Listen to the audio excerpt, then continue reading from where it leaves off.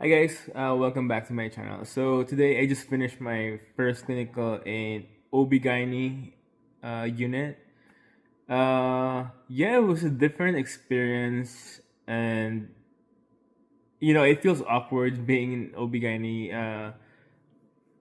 uh, clinical rotation because again, like some of the female patients, may not prefer like a male student to, like to observe them, which is fine. Again, like patients have their own preference. Like even like uh, a patient, like a female patient, may prefer like uh, a female doctor instead of, again, what makes them comfortable. So you don't want someone in labor, giving birth in a procedure, and they feel and that's gonna bother them to actually like give birth because they're not comfortable with someone watching them, right? So that makes sense too. So today I learned a lot though, clinical wise, like the procedure wise, and it's amazing that in a to know that in a labor delivery, if they have a recovery postpartum, like basically they're like a standalone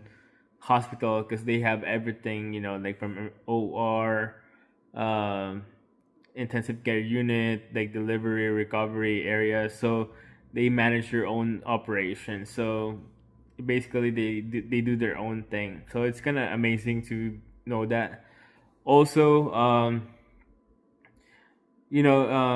it's good to see like people who have delivered birth naturally, or like through C-section, like no, in seeing them, not actually seeing the operation, but just seeing like patients who underwent to that procedure, and doing assessment on, because in nursing school we learn like how to measure like fundal height.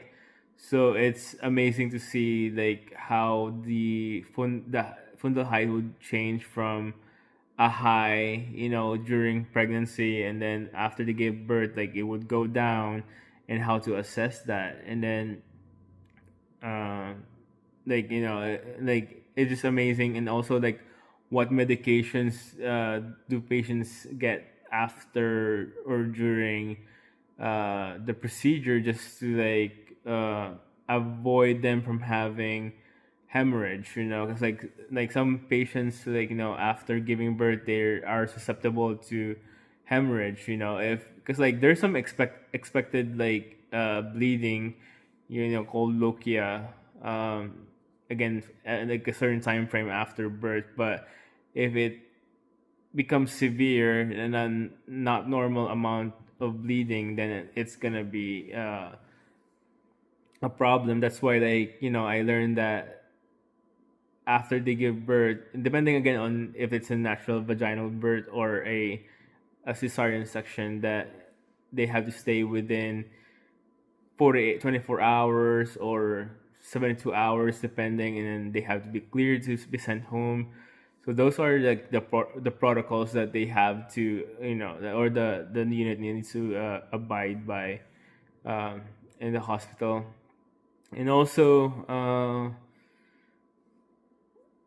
if someone or if a nurse is working on a labor delivery unit, they're not just like taking care of the mother. They also like have another patient, which is the infant or the baby. So as a nurse who works there, they have to do an assessment on the baby, making sure, because they have to do the complete head to toe assessment from the head going to the toe, making sure there's no abnormalities. Also like reflex, because an infant who is a newborn, right? Like they have to have the reflexes, like motor reflex, rooting reflex, Babinski reflex. Like it's good earlier to see, like when we did the Babinski reflex, like the toes of the baby fan out. So it's kind of amazing to see that. Uh, yeah. So and then it's kind of like amazing also because, I mean, even babies have their own personality. Some babies are more quieter than the others. Some people, some babies do can cry more than the other ones. Some people are, are more needing attention than the other ones. But yeah, so those are the cool ones, and I'm trying to think about other stuff that I learned today. But those are the things that I learned, like both from class and actually like in a clinical setting. Yeah, I just want to share those again. Some of the info that I can't really say because PII, but those are the generic concepts and actual learnings that I find in clinical that are interesting.